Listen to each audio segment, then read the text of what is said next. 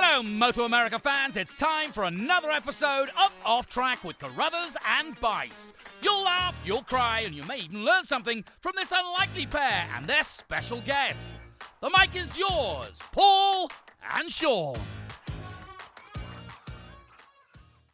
Hello, MotoAmerica fans. Welcome to this latest edition of Off Track with Carruthers and Bice. I am Bice, and I'm joined by our communications manager, Paul Carruthers, who on this recording is to, I guess, left, but when you guys see the playback, I think he might be to my right. I think it's that way. But and we also are joined by the 2023 Junior Cup champion, Avery Dreher. Avery, congratulations on your championship. We're glad to have you on. We've got a lot of questions about you. How are you doing today? I'm good. I appreciate you guys having me on. Gonna have a good time doing this. Yeah. Junior Cup has been interesting over the years. You know, it's where we see riders and get to know them for the first time, obviously. I mean, we have riders that join from club racing or whatever in higher classes, but for sure with you guys, it's cool that it's Junior Cup and that's kind of your first foray. But you have, Avery, I'm going to quiz you right away on something. You have the distinction. You did something this year that no other MotoAmerica rider has ever done. Do you know what it is? I don't know. Was it pull the double a few times? That's a good one. That's a good one. No, Avery, you are the first mini cup rider who's ever graduated to our other classes and has won a championship. I think that's right. I don't think there's been any other mini cup rider that's won a championship above mini cup. Am I right? Yeah, I forgot about that. I did mini cup in 2020. Yeah. So I guess that's kind of where I started off in MotoAmerica. It was a good starting point doing the whole mini cup. It's great to see where they've gone. Well, and it's amazing that it's only been 3 years. I mean, you did a 3-year program in Junior Cup, got better and better every year. It culminated in this championship this year. And I think back, I remember meeting you, and of course your sister Ella, who I met. Is she? I never can remember this. Is she younger than you? Yeah, she just turned 13.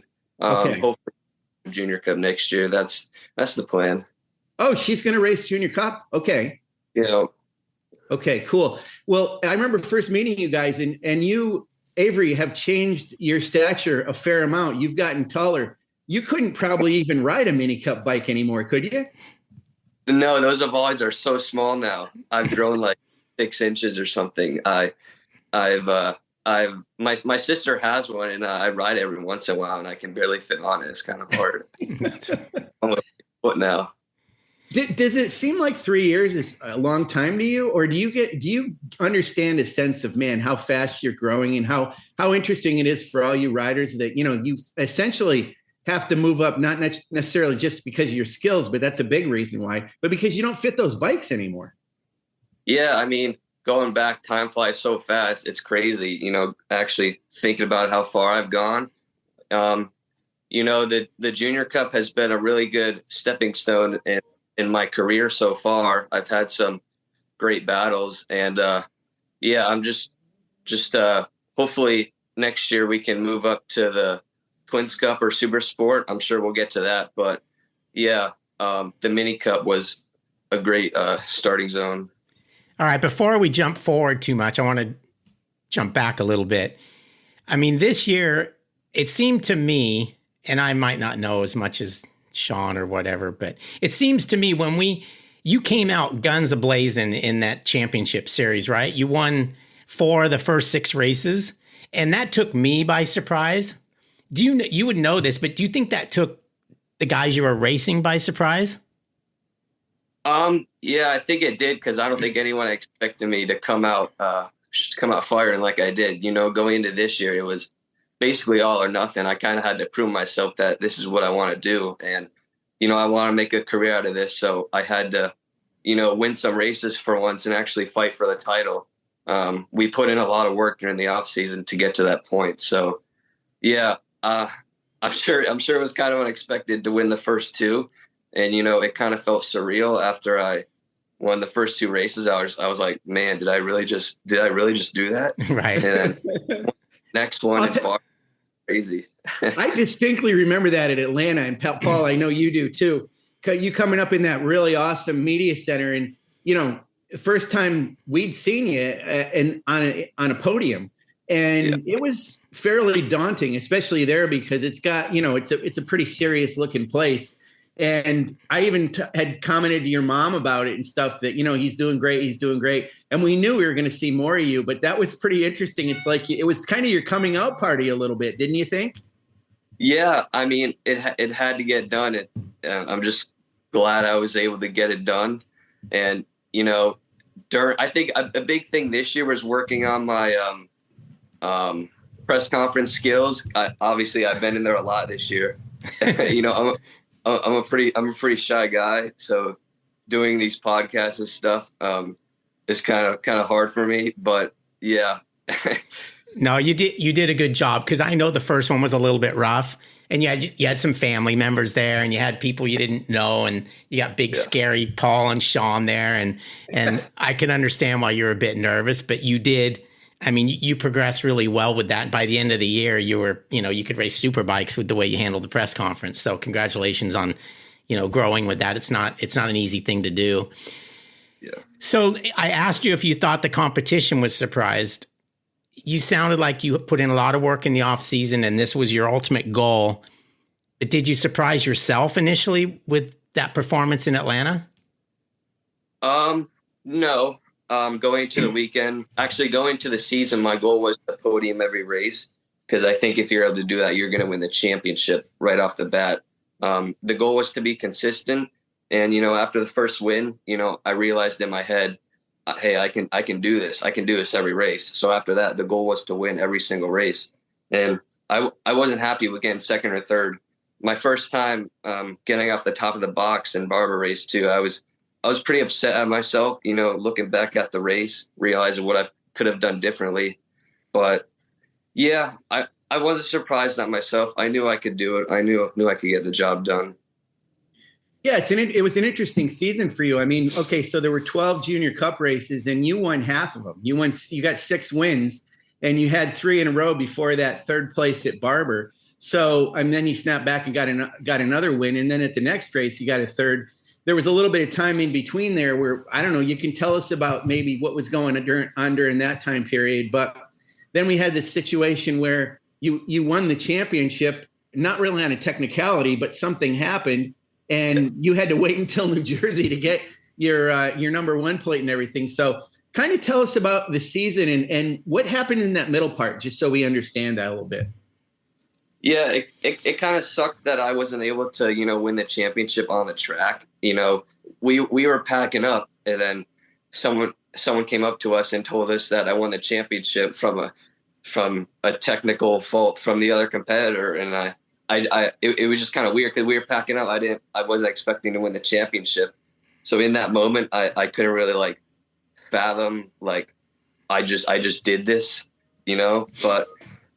Pittsburgh, I say, was probably my best weekend of the season. I took pole, took the double again, and a lot of people don't know, but I was actually struggling a lot that Friday for some reason. I don't know, something was going on mentally, so I had to sit down and talk with Dale Quarterly, because I knew that was my first opportunity to win the championship on the next 2 races, so. I sat down, we made some changes to the bike, made some changes to me mentally, and then came out swinging Saturday morning, Q2, put a pretty fast time in, and that put a lot of confidence in me. And then from then on, the plan was to win the next 2 races to get this championship wrapped up as soon as possible, because you never know what's going to happen. Like, for example, the rain in New Jersey. And I was just glad I was able to wrap it up in Pittsburgh, because I had a pretty bad weekend in New Jersey. Yeah, that would have been a rough weekend if you had to win the championship in those conditions. Yeah, for sure.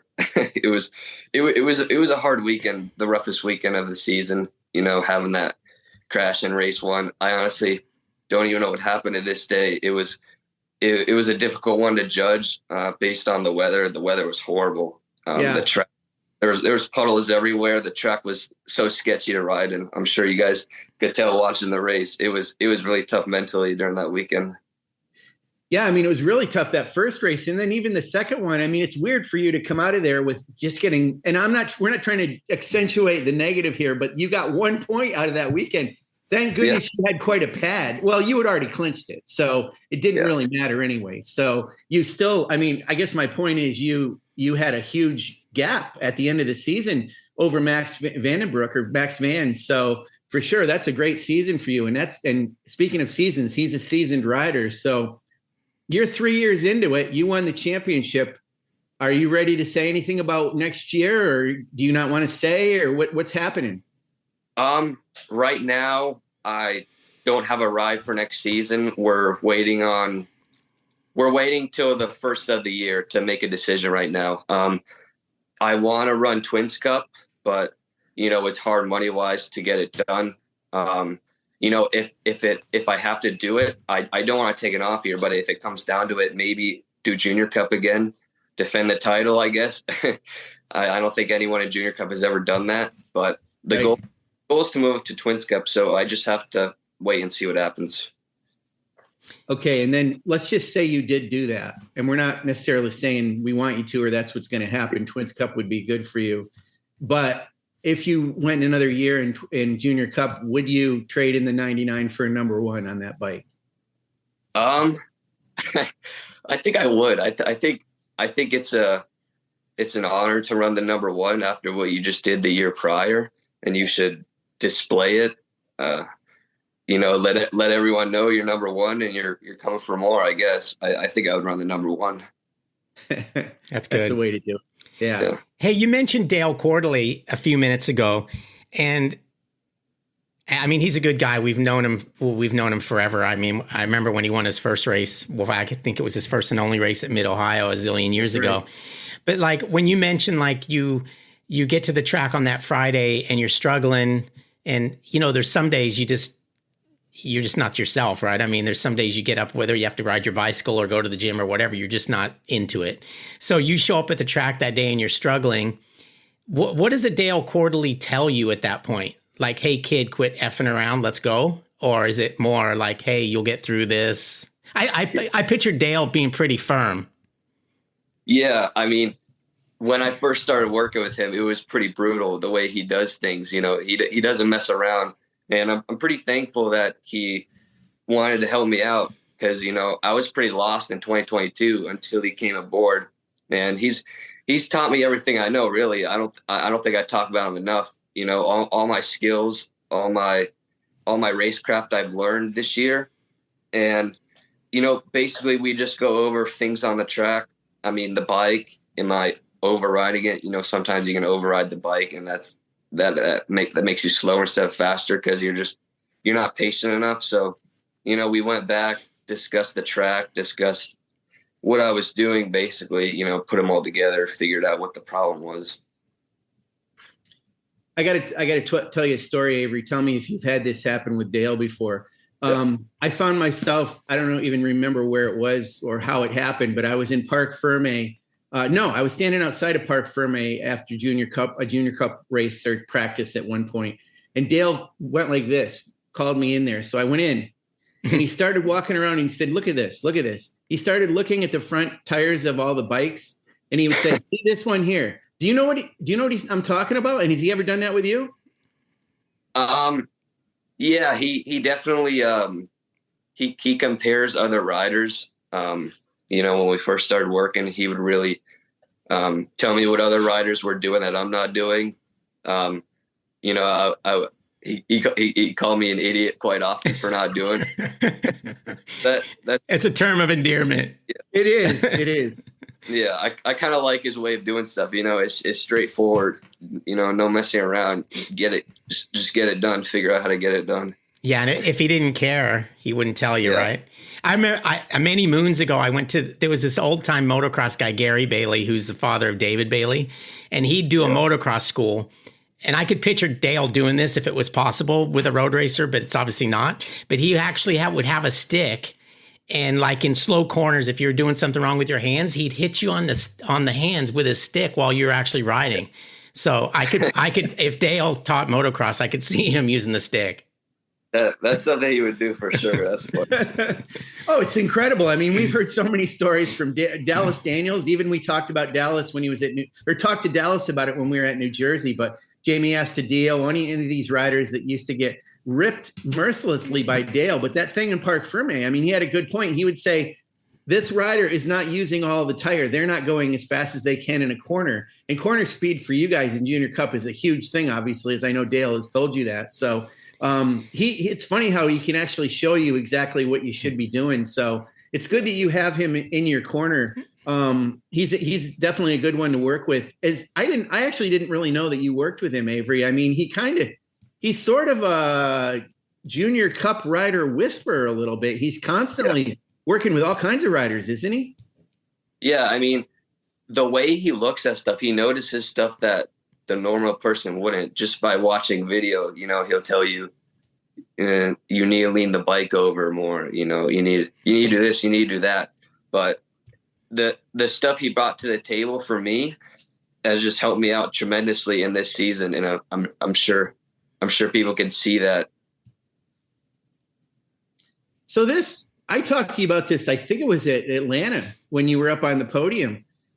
You're Bad Boys Racing. You're not a bad boy, Avery. Why is it called Bad Boys Racing? And also, why do you have the number 99? Is there some significance behind those two things? Yeah, I mean, the whole Bad Boys Racing comes from my dad and my Uncle John. Back when they raced in North Dakota, they grew up in North Dakota. They're really close friends. They would race together all the time, and they came up with the whole thing, Bad Boys Racing, I'm pretty sure, and they want to transfer it over here to keep that legacy going, kind of. So, I mean, it's a cool name, and the whole 99, I think, came from I'm a big Jorge Lorenzo fan, and also, actually, my original number was 24 in club racing. When I was about to start my professional career, I wanted to use 24, but it wasn't available. So I just picked the 99, and I would run the 24 in the club racing and my mini racing before that. So Paul, you were right. It was Lorenzo that he used. That's pretty good. I mean, because you're pretty young, Avery. I mean, and the guy's been retired for a few years now, although he's still around quite a bit. That's what is it that you like about Lorenzo? Just his riding style. I mean, he's a really smooth rider, and I think I kind of have that same skill set, basically. No, it's true. You can absolutely emulate that. Emulate that. It makes complete sense. Do you feel like Junior Cup? Like I said, you put together 6 wins out of 12 races, really good. Dominated with the numbers, with the championship, but that class is so much more of a crapshoot than almost any class we have. This whole thing about timing where you're going to be on, the last run up to the flag or the checkered flag, it's just weird to me. I don't know. A lot of it seems to be kind of luck a little bit. Do you feel that that's the case? And I'm not saying you were lucky in getting the wins you had. You have to be there to win. But, let's talk about the ones that you didn't win. Was it kind of sometimes you were shuffled back when you didn't really want to be or couldn't prevent being that way? Yeah, I mean, Junior Cup is always chaotic. The riders are so aggressive. And I think the ones I didn't win were obviously my fault. I put myself in the wrong place, wasn't able to, be up there and battle those last few corners just because I wasn't in the right place. And, Junior Cup, it's all about position on the last lap. And if you watch me, all the races I've won, like 75% of them, I'm in second place drafting to the line. And the draft is like the biggest part in Junior Cup racing, in my opinion, especially at Road America. I think there's a saying that every rider knows at Road America, like first, the worst. Right. And honestly, I'll say it, I didn't expect to win at Road America. I got shuffled way back on that last lap. I was able to get myself to 5th coming onto the front straightaway. And I got like the best drive of my life. I got a killer drive going into that corner. I was like, if I don't get the best drive out of here, I'm not going to podium. So I got out of that corner, came up behind Max Van, and then coming up to the line, they all went to the left and I went to the right. So I was able to get out of all the rough wind, and I kind of just, set sail to the right. It just got it barely to the line. It's my favorite part about Junior Cup racing, the drafting. Yeah, and I think the class is really good to develop racecraft. Obviously, it showed that you were able to, if you win more races than everybody else, you're pretty much shown that you know what to do in those last couple of laps. Does it get frustrating sometimes when you feel like you're racing with guys that don't necessarily get it and they're trying stuff like early in the race that maybe is helping the guys ahead of you get away? That's to me what seems like it would be frustrating.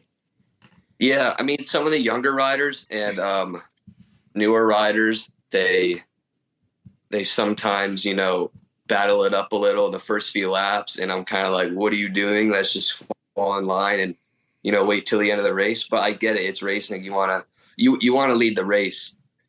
So I don't have anything bad to say about other riders. Sometimes it's just their style to be aggressive the beginning of the race, and it's my style to be more aggressive the last laps of the race. But towards the end of the season, when I took my last few wins, I was more aggressive towards the beginning and the end. So I kind of changed my style throughout the season to win more races. I guess it's natural for people to think, hey, I'm so good, I'm so fast, I can get away. It doesn't happen very often. So the odds are against you, but I can see the mentality of thinking you can do it, and you should think you can do it, or you'd never be able to. You know what I mean?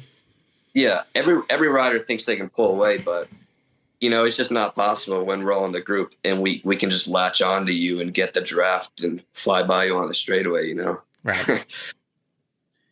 Avery, talk about your crew a little bit. I don't know. Was this a complete family effort? Is it just your family, or did you have some other, obviously Dale. Dale had better be family the way he swears at everybody all the time. So, but tell us about your group. Who makes up the team? Yeah, I mean, it's a huge family effort. My dad, my Uncle John. We have Darwin. He's my suit guy, NB Racing Apparel. He's helped out a lot. John is the mechanic. And then my sister, she's been to almost all the rounds. She holds the pit board here and there, helps out on pit lane, stuff like that. But it's a huge family effort. And it's kind of more laid back that way, I guess. And it really helps having your whole family around at the track. It takes a little bit of the stress away for sure. Well, especially in Junior Cup, for sure. I know that's kind of the way with a lot of the teams.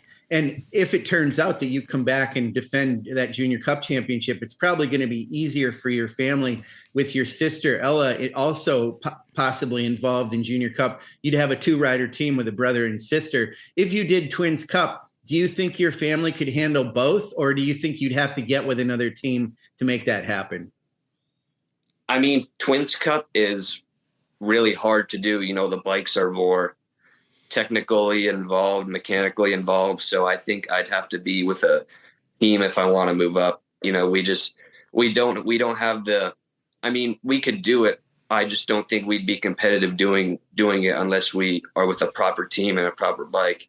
So, if I was in Junior Cup again, I think it'd be pretty awesome to be with my sister. Obviously I could help her out with whatever she wants, help her out with the bike. Who knows? It'd be pretty cool if we were on the podium in the same race. That'd be something. That'd be really cool. But the big question is, who's going to hold the pit boards for you guys? maybe my little brother Carter. Oh, Carter. Okay. Yeah. Does he ride? Yeah, he rides the mini bikes with SFO Mini GP.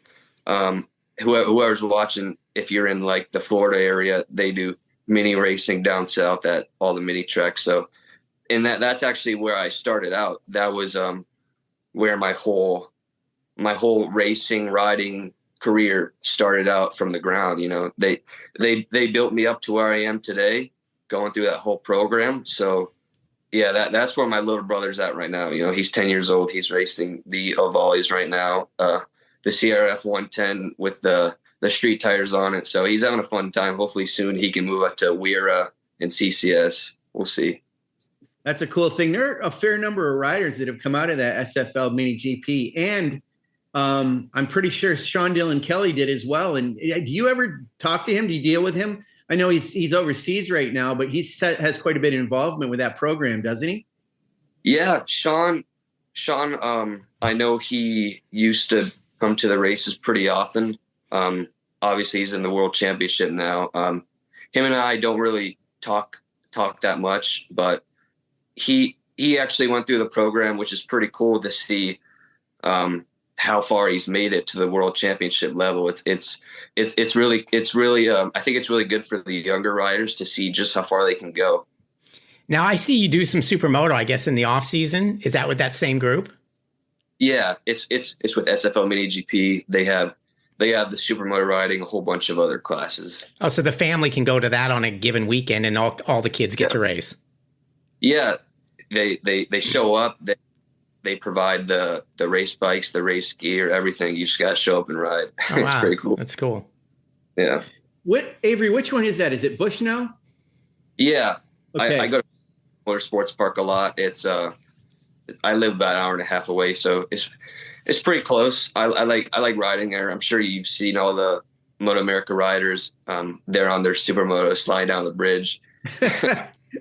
Oh yeah, we've showed a lot of videos of everybody from PJ Jacobson to obviously Ashton Yates a ton, and Gus Rodeo and those guys. Man, a lot of the riders in MotoAmerica go there. I mean, it must be a really fun track to go out on. Is it a situation where you can go virtually any time it's open, or do they have track days? How does it work? I mean, basically, it's just open track as far as I know. It's like 8 to 12. Sometimes the hours vary, but just go there weekdays. I think they're open 7 days a week. So it's really, Okay. it's really good to have a track that's open pretty often near me to train at. And what does doing that teach you?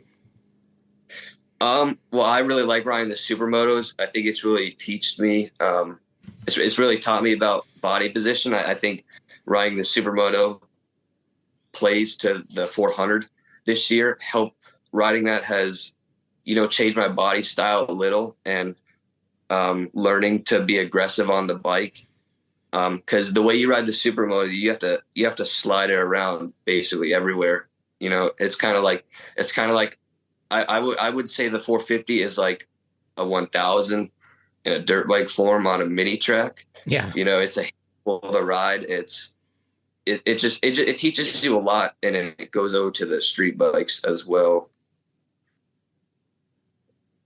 That's cool. When you go to a place like that and there's like, I don't know if it's an Ashton Yates or I don't know who PJ Jacobson or whatever, and you're out there on the track with them on supermoto bikes, is there still quite a big difference between their speed and yours, or is it not so much?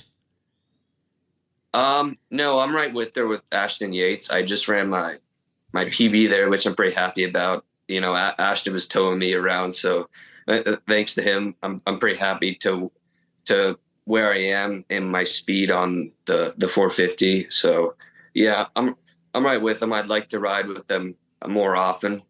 So it's a lot of fun riding those bikes. Yeah, and it gives you a lot of confidence in your other stuff when you're as fast as those guys. Yeah, exactly. What about, do you get to go up to like Jennings or down to Homestead or some of those tracks at all in Florida? Florida has a pretty good range of different full-size road race tracks as well. Do you get to do some of that? Yeah, I go to Jennings and Homestead a couple times a year, ride my 600 around. Homestead is a little bit of a drive, but having those tracks around definitely help with my training, being able to hop on a big bike every once in a while. In talking to Kayla Yakov, one of the things with her, she's had an R6 practice bike, a previous generation one for a while. And she'd always say that helped her a lot in Twins Cup, because it's kind of like if she can go fast on that R6, she could kind of do it. When you got on the Twins Cup bike, it slowed things down a little bit for her, and she was able to kind of, do quite a bit on it. Have you, riding a 600, have you done any riding of any sort on a Twins Cup bike to prepare for the possibility of racing this season in that class? Yeah, I rode the last round of the Twins Cup at New Jersey with the Blackman Racing on their R7. that's right. And that was the first taste of a Twins Cup bike for me. It was a big change from a 600 to a Junior Cup bike. You can't really say it's like, it's kind of its own thing. It's not really like a Junior Cup bike or a super sport. It was hard for me to kind of to kind of grasp how to ride it. You know, they have so much engine braking, so it took me the first session to really get the hang of it. But in that first race, I was battling for the top 5, which I'm pretty happy about for my first ever time on a Twins Cup bike. I think we're gonna have to wrap here, Avery. I don't know if you guys can hear that, but my dog, he's nuts, man. He if I'm talking to anybody else, you know, it's all jealous, gets jealous. Oh, he's over there whining. I don't know if you can hear it. I'm sorry about that. But Avery, we'll let you go. But I want to ask a question. Is there anything we've left on the table? Anything you want to mention? I'm glad we talked about your family. I'm glad we talked about your sister. You guys are awesome. Again, congratulations on that championship. And it was a cool 3-year program, how you built up. You just got better and better every year. It was perfect. Yeah, I mean, we've came a long way. I'm super happy to be able to wrap up the championship this year, and there's going to be more to come for sure. And you know, I think we've covered a lot. So thank you guys for having me on this. Yeah, and listen, let us know what your plans are, and we'll help you. We'll help you get the word out about what you're going to do. You know, we love to do that for the riders, so let us know. Will do. I feel bad for those other guys if he races Junior Cup again, but all right, you guys. Well, that number 1 is a big target. Yeah, everyone knows that's a target. It's yeah. All right, guys. Thanks a lot, guys. Thank you. Okay, bye. Happy